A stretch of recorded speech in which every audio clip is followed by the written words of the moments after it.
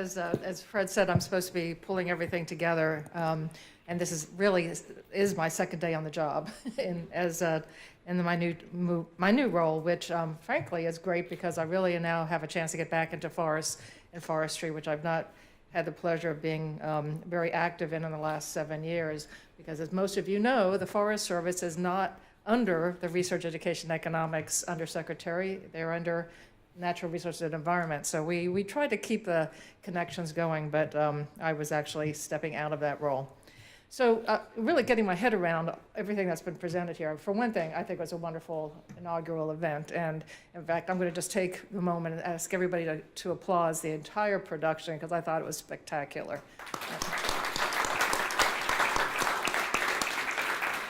And what I liked especially about it is that it reflected on the old and the history of who we are in forests and forestry and natural resources, but also really was thinking about the future and how we go forward in innovative ways and what are the opportunities. And to me, that's been the hallmark of forestry in the whole time I have spent it, in that we really do recognize our roots and the histories that we have and the knowledge that we've gained and the science base that we function from.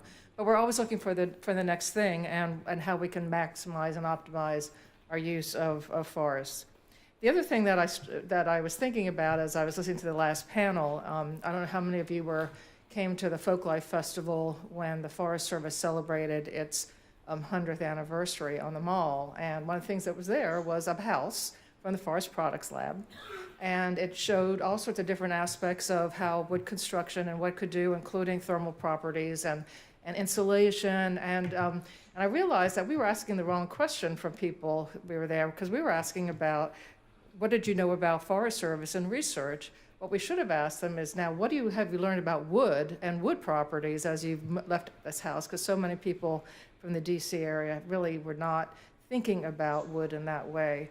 And so that's maybe our first charge. And one of the things that I heard about that I took away is this idea of education and outreach. Now, it's something we bemoan all the time. I mean, this is not a new thought.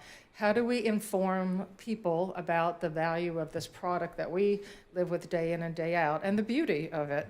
And I think that is something that we need to continue to pursue. What are the opportunities to really bring knowledge of the innovation, the quality of the wood buildings that we saw today? I'm going to, I don't know if Eric is still here or not, but I have to point to the extension system. One of the things I have just purely enjoyed the last 7 years is being responsible for USDA's part of the cooperative extension system, and it's over 8,000 extension agents around the country. We have a working group who can be used to convey the value of wood, the value of forests, and the importance of the management of it and the utilization of it in our communities. Because so many of our extension agents, that's where they are. But they are also rural and urban. So that's one piece that I'm bringing away from this, is the whole education. The other one, of course, is research and development. Well, you heard I was Deputy Chief for Research and Development for the Forest Service for a long time, and really had a chance to see all sorts of new approaches, including in nanotechnology. So I was glad to hear that, because that was our first venture into nanotechnology as an agency, was when I was involved in R&D. And I think this is something that we have to continue to push. As a whole, agricultural science that includes natural resources has been going down in investments, in the public sector investments in this country, and actually at a rapid rate. And if you compare us to other countries, especially China, India, Brazil, the European Union, the investment continues to go up, ours continues to go down. So what's wrong with that picture? It's not, it's one of the things that we are continuing to have to push, that it is through the investments in research and development, public and private, that it allows us to do innovation, that allows us to have these breakthroughs. And it's not just, I want more money for my university. It's really, we are able to do new things because we've had these investments to leverage our dollars. And I think that's a really critical message that we need to keep talking about. I know that there's a lot of interest in this group. Certainly SAF is in the heart of many of those discussions. But it is something that I see us having to continue to push and be very clear about the opportunities to make those investments. And I'd include not only USDA programs from the public side, but National Science Foundation, and getting NSF to recognize that the role that they play is critical to the foundational types of studies that we're talking about. So R&D is clearly both an important part of what we heard here because of the innovation and the opportunities, but also it's something that I think we can take away as a future. So part of that innovation challenge that we have, and I didn't hear it mentioned here, and in fact I was going to ask you this question, is what I've seen in a lot of the bioenergy world is as well as in new products from cellulosic materials, is the so-called valley of death. How do we move an idea and a thought from a lab to a commercial activity, and who pays for it? And so there's this big gap that exists in making those investments. And I know for bioenergy, it's one of our biggest hurdles to get through in that payment of it, and how do you bring public money together with private money to really shape a new product that is going to be very expensive and needs a lot of testing. And so one of the areas that I would like to suggest is that as we think about the research and development continuum, using the Farm Bill, and think about the Farm Bill. This is, the food and ag people are all over the Farm Bill right now. And I don't know to what extent the forestry community is, but that 2018, 2019, you never know exactly when that's going to happen. But there was a bioenergy title in the Title IX that enabled a whole lot of breakthroughs in bioenergy, and it is why I think we were able to get to the jet biofuel from the USDA perspective. One of the important things about that Title IX is it does have, and this is one of those little things I have in my head, Section 903. That's one of those, I just remember that 903 was the place where we put language about addressing the Valley of Death. We never put money into it, but it was enabling this pre-commercial investment in new technologies that could not be done by the private sector alone because it's too high risk and was too expensive for generally the research community. So I encourage you, take a look at the Farm Bill and see how it can be more robustly used on the forestry side. Because as we all know, the food and ag side are already all over it, and they're working very hard to make sure their needs are included in that really important and driving piece of legislation that is something that we can take advantage of. And then reflecting on a question that Pat had earlier, I guess I don't know if it was right after lunch or right before, about, well, why don't we get the government to do more investing in these products? Well, I also encourage us to take a look at the BioPreferred Program. Now, that's something that is requiring agencies to purchase bioproducts in a whole bunch of different things. Now, sometimes it's just facial tissue and toilet tissue. But there is not a whole lot in there about using wood products, and it is something that I think could be developed in a lot more deliberate way to encourage federal agencies as a big purchaser of products to help move the markets this way and be the early adopters and start in making those investments, because that will then generate the businesses to be developed when they know that they have an outlet for their product. And then the other point that I wanted to circle back to is the economic side of it. And right now there's a lot of interest in rural prosperity and America and the infrastructure of America.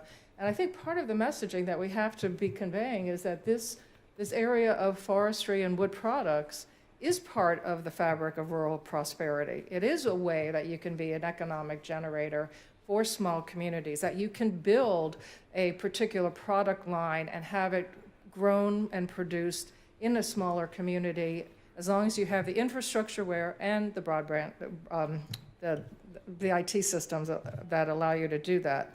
But it is, I think, something that ought to be really part of the whole look at what rural America looks like, even as we think about the urban system and taking advantage of that. So the idea of new markets, being able to develop these new markets, there's also the place where those markets could be developed, which is right where that product is coming from. And so I think the opportunities to move in that direction and to use this sense right now, and especially in this administration, about the importance of rural America. And I think tied to that is clearly the value of so many of these the whole approach to landscapes and watershed that allow us to connect the forest and the goods and services of that system with a commercial production. So that's another bit that I was trying to pick from all of this. I guess one of the big messages is the importance of public-private partnerships, and it's easy to say that, the 3 Ps, but it is clearly something that has been developed in a very historical way within the forestry community and the forest products community, and I hope that's one that we can continue to support. And then I guess the last thing, and maybe this is a little bit of my new job sinking in, or maybe it's because Fred taught me many years ago how to be thinking about economics. There's a social side of this whole thing, and we keep touching on it as we were talking about the buildings and the access to these products. People really touch wood in a different way. Their reaction to wood is very different. It's very personal, and it's aesthetically pleasing, but there's a reason for that.